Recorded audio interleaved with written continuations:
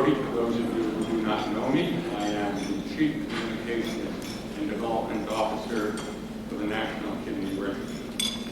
Louder. All right, well, is that better? Yeah. Okay, fine. This evening, we salute the entire transplant community. At the same time, we are going to recognize individuals within that community who have, as, quote, a line from the Medal of Honor, who have done things above and beyond the call of duty. Our first speaker tonight is a dad who was unable to donate a kidney to his 11-year-old daughter. He was incompatible. He tried unsuccessfully to swap the kidney to get his daughter off of dialysis. Out of this adversity, the National Kidney Registry was born. Please join us in welcoming the founder and president of the National Kidney Registry, Garrett Hill.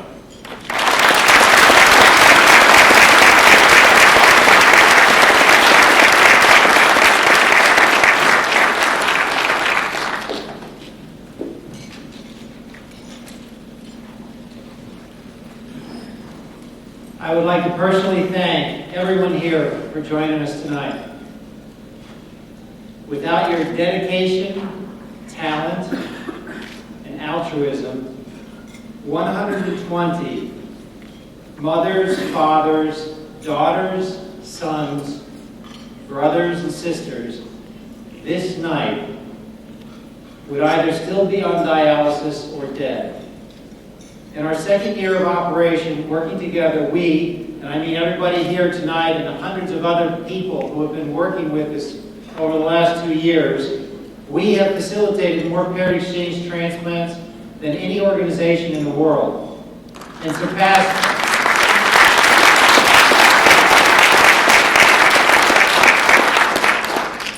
surpassed milestones never before achieved. We completed the first 10-way swap back in December. We completed the first 2 12-deep chains over the past year. We found the first 6 antigen match in a swap. We matched and transplanted over 50% of the incompatible pool in just 2 years. And we continue to grow at 300% annually. If you look at the charts over here, the chart on the left is the 2008 volume compared to the 2009 volume. You see in 2008, 21 transplants. In 2009, we nearly tripled that to 62. The charts on the far right are quarter 1, 2009 versus quarter 1, 2010. In quarter 1, 2009, 9 transplants. In quarter 1, 2010, that number had gone up by 322% to 29 transplants. Sustaining a 300% growth rate will get us to 500 transplants next year. That's the goal. Tonight, we celebrate the enormity of your success. Please give yourselves a big round of applause.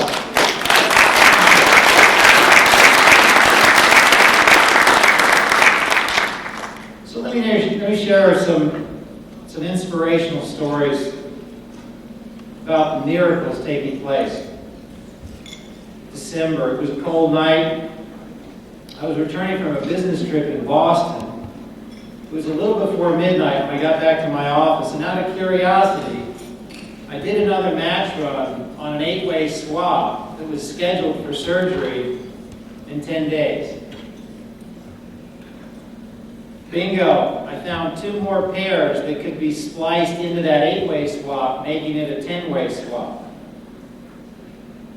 But we only had 10 days before the swap. So I sent Cornell an email showing the 2 additional pairs. Those 2 pairs were at Cornell, asking if they wanted to move on this. and the answer came back early the next morning. It was a definite yes. They wanted to chase that miracle. And as a result, 2 more patients received transplants. A lot of work happened over the next 10 days, and on December 17th, the swap started with the UCSF bridge donor kidney being shipped across the country on a red-eye flight to the East Coast. The following day, 17 successful surgeries took place. Cornell anchored this swap, handling 9 surgeries by starting multiple ORs at 3 o'clock in the morning and running full tilt until 8 o'clock that night.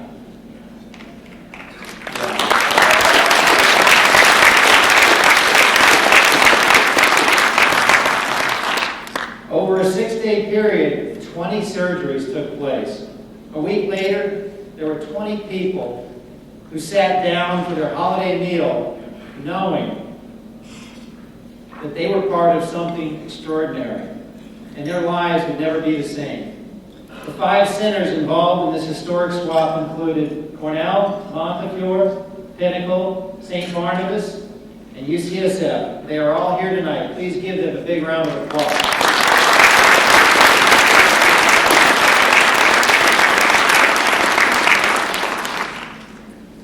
This next story hits close to home.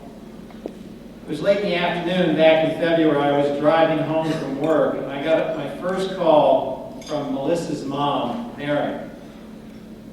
She was stressed out and very concerned about her daughter. Hearing about Melissa brought back some painful memories. This is Melissa, by the way. After a few minutes on the phone, I pulled my car off the highway and rolled up the window so I could hear every word. I knew that Melissa would likely die if we did not find her a compatible donor and get her off dialysis. You see, Melissa had a heart transplant when she was an infant, and dialysis was damaging her transplanted heart. We needed to move fast. Here was the situation. Melissa was 19 and had been on dialysis for about a year.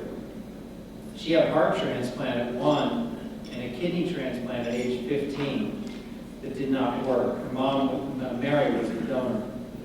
She had a 96% PRA and she was an A blood type. She had a dozen incompatible donors. She was enrolled in 2 transplant programs and she'd been in one exchange system for almost a year with no offers.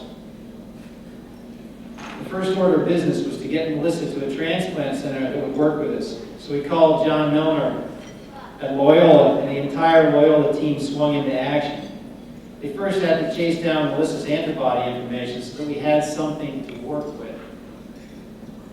It took a few days to get, but within 30 minutes of uploading it, we found 3 matches for Melissa.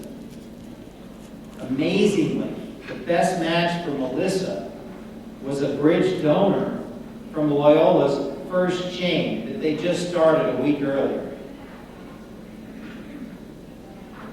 The Loyola team worked swiftly and accurately, and 2 weeks later, Melissa was successfully transplanted.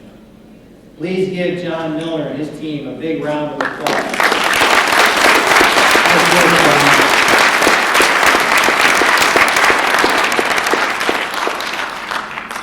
I spoke with Mary last week and she told me that Melissa had so much energy, she was uncontainable. I just completed 4 recommendation letters for Melissa. She's applying for scholarships so she can continue her college education. This is such a wonderful story. And this is just one example of a transplant center that has made an immeasurable difference in the life of a patient and their family. You all have these stories. Please share them. And together we will create more miracles. When you wake up tomorrow morning, I want you to think about Melissa. And ask yourself, how many Melissas can we save over the next year?